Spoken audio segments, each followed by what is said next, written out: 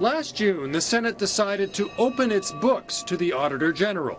But now, some senators are having second thoughts. For the record, Auditor General Michael Ferguson says the audits are progressing smoothly.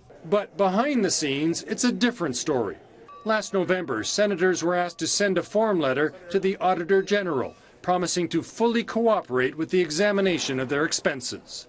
It reads, in part, I will comply with any request for access to relevant documents. I will also provide any authorization for you to obtain access to relevant information held by third parties.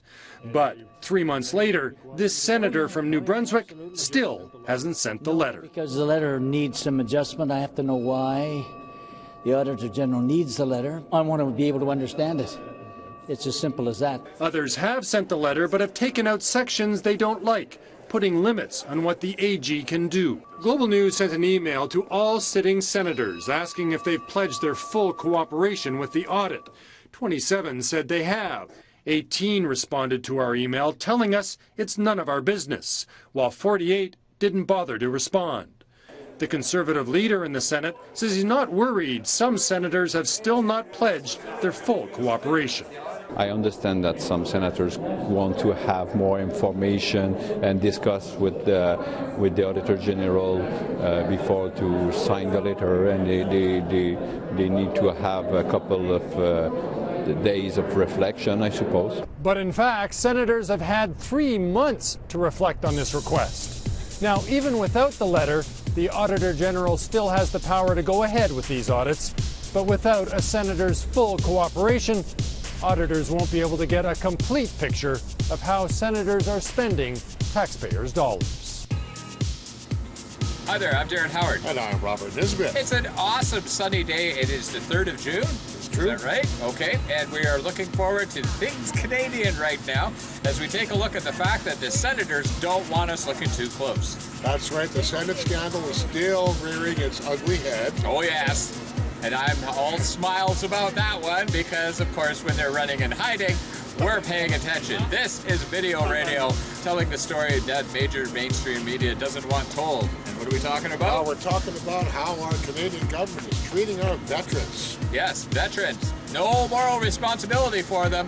Check this out. That would be government. Until now, Major Marcus Brower has been fighting the government in vain. Brower lost $88,000. after selling his family's home in Bonaccord, Alberta in a depressed housing market. Treasury Board rejected his claim for compensation, saying Bonaccord was part of the same market as Edmonton, even though the communities are 40 kilometers apart and are managed as separate communities. 4 years later, Brower says a ruling by the Federal Court of Canada vindicates him. Well, basically, the Treasury Board was found to be doing it on purpose, denying entitlements for Canadian Forces families. For whatever reason, they were basically caught in the act.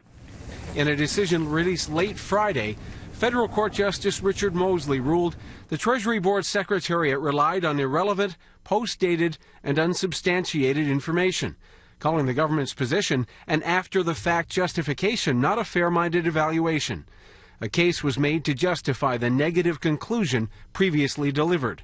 Brower is the first Canadian Forces member to take this issue to court, but evidence suggests he's far from alone in being shortchanged by the government. This case was on Marcus's particular facts, but there's many more Canadian Forces members in a similar circumstance. There are families out there in bankruptcy that have lost their houses because of this, and they don't have the option of sticking their neck out and going 4 years in court to fight this. Brower says his struggle has cost him $250,000, forcing him to launch an online fundraising campaign. With a wife and 5 children to support, he even sold his wedding ring before his wife found it and brought it back. He'll never get most of that money back, but at least the court ruling forces Treasury Board to reconsider compensation with the correct information on the table. Ross Lohr, Global News, Halifax. Okay, just to clarify, it was the Prime Minister's or PMO's office or someone in the cabinet who said we have no moral responsibility to care for our veterans. That's the way they think. I think we do, but that's just an informed opinion, so probably will be disregarded by the Conservatives. Well, they're very quick to jump on a photo op with the veterans. Goodness, what, that Fantino thing? Is that what you're talking about? No, I'm talking about the Day of Honor, right? Oh. They were holding for the veterans, you know. And we're coming up to D-Day. Okay, wrap yourself in the flag and talk about D-Day. Our veterans did an awesome thing by ousting fascists, and then their kids voted the fascists back in. Speaking of fascists, Juliet Fantino is still, he's committing government funds, our taxpayer dollars, to an advertising campaign that makes the government look good but doesn't do anything for the veterans, and we'll have more on that story later. However, UN reports come out lately regarding the missing and murdered Aboriginal women here in Canada. Okay, something that's been abjectly ignored, absolutely anything to do with Natives. There's a black press group memo that went out and said, we will not talk about treaties, and especially treaties in British Columbia. And the RCMP refuses to investigate missing women. Well, they did finally finish their investigation. They were surprised and shocked by the number of missing and murdered Native women. Check this out.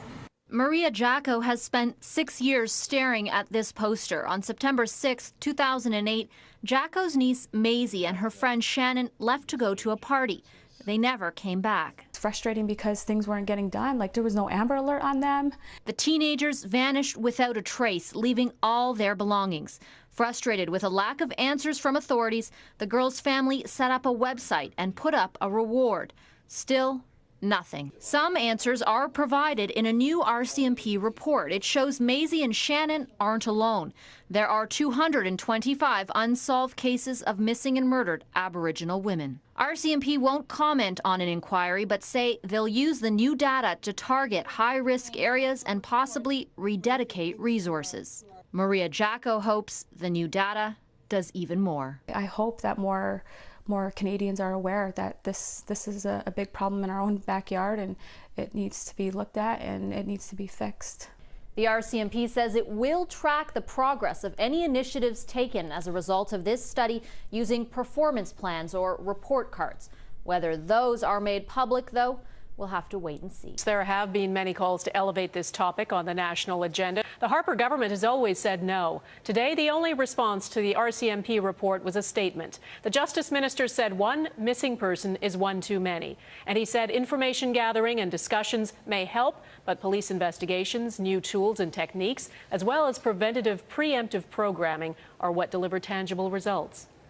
They're doing nothing on this important issue. Across Canada, people realize that this is a problem that we've got to stop sweeping under the rug and start looking at carefully and honestly, and with an honest examination of conscience for what it means for the country as a whole. So what you have to understand is that Canadian government is an apartheid government. This is a racist state where you have 10 times more chance of going to jail if you're Native. Your charges are 10 times higher. You'll spend 10 times longer in jail, too, than your white counterparts. This is racism from the law and from the RCMP. One of the reasons why they don't investigate missing Native women. And we're not the only ones that realize these facts. The rest of the world sees this as well. The UN has recently come out with a report slamming the Canadian government for its treatment of its Native people. Remember, it was the UN that came out with the statement that 1 in 5 Canadian children go hungry. The vast majority of those are Native Indians. And now the UN's coming up with this. The UN Special Investigator on Indigenous People has criticised Canada for its treatment of Aboriginal people. James Anaya toured Canada last October and published an exclusive, extensive report. Daniel Lack has the details. James Anaya's report speaks of a crisis in relations between Aboriginal Canadians and governments in this country. It also says there are a whole long list of daunting challenges that the government needs to address. It talks about the recently revealed fact that some 1,200 Aboriginal women have either been murdered or gone missing in the past 30 years, and says an urgent national inquiry needs to be held on that. It says far too many people of Aboriginal origin are in the prison system. People who live in Aboriginal communities in Canada, the report says, don't get their fair share of government services. Housing is singled out, the sorry state of housing in Aboriginal communities, and the fact that young Aboriginal people aren't employed at the same rates that non-Aboriginal Canadians are. These are issues that will be very familiar to anyone who's worked on Aboriginal activism in Canada, and leaders have noted it and said they plan to use the report to put more pressure on the government. For its part, the government says it's proud of the way it works with Aboriginal Canadians and will continue to improve that process. But the minister also says that his staff are looking into the report, examining the recommendations carefully, and seeing where they can take action to improve things. So, of course, the last time that the Conservatives were faced with the UN report, they said, well, it's none of your business. Yeah, even though we, depend on the UN when our government wants to look good. Oh, of course, when the government is promoting its Zionist agenda. Do you like how I fit that in? That was really good. You almost like Joshua. Like Joshua Blakeney on Press TV. Everything is about the Zionists. However, we've really embarrassed ourselves on the world stage by being the only country that supports an apartheid policy in Israel, because of course we have an apartheid policy in Canada. Except for the U.S., as well. Yeah. And where did these apartheid policies come from? We can thank royalty for this. And recently, the royal couple, or a royal couple, was touring Canada to the tune of almost $1 million of our taxpayers' money. Yes, indeed. And Prince Charles, who's meeting with Vladimir Putin this week, I believe, compared Putin to Hitler and caused a bit of an international uproar. Everybody's comparing everyone to Hitler lately, but we have this.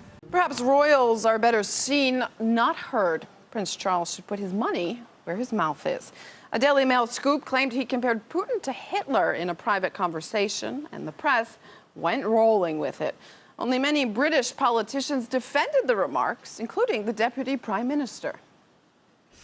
Prince Charles is able, I would have thought, to be free to express himself. And the mainstream media wasn't far behind. It's uncharacteristic of the heir to the throne. The unguarded and off-camera remarks. One point of view is that Charles was merely articulating what many people have said in private. A private conversation, a one-time thing. Lots of people think that. Well, Russia has asked for an explanation, although I'm not sure why, because if anyone knows real Nazis, it's the royal family. Here's Prince Charles, Queen Elizabeth, his mother. Well, her uncle, Edward VIII's wife, hung out with Hitler. Prince Charles's father, the Duke of Edinburgh, his sister, Sophie, she was married to an SS officer. Here's Daddy, to the right there. And then Charles's very own son, Prince Harry. He likes to dress up like a Nazi, even if it's just Halloween. The royal family should take a look at their ties before Putin and Charles meet in a couple of weeks to commemorate defeating Nazis in World War II. That could be awkward. So that was kind of a situation of pot, kettle. Yes, blackness occurring. Remember, all of this medieval government structure we have is sanctioned by royalty, and there's a very small minority of very misguided people in Canada who think royalty has a place in this country. Yeah, they look good on our money, I guess. Good on your dartboard. Right now, Spain, with the king abdicating his throne to his son, the entire country has gone on protest to overthrow their government for putting up with monarchy and royalty. Hey, don't you know they're better than you? Yes, they are. They were born rich, so that makes them much better. While we check our logical facts, I remain Darren Howard. And I remain Robert Nisbet. It's our joy and pleasure to bring you the news that the mainstream wishes to ignore and the attitude and opinion shared by the majority and, of course, suppressed by the minority. We've got another special coming up. We'll be talking about freeloaders as well as warriors and thieves. Yes, warriors and thieves and rule of law. It's all coming up. Stay tuned.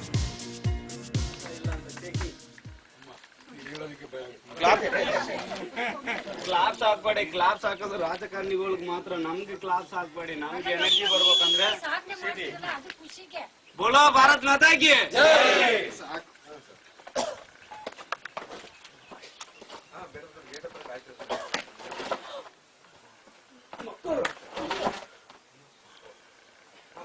Technique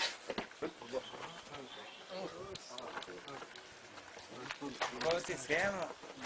Só pode e ele não.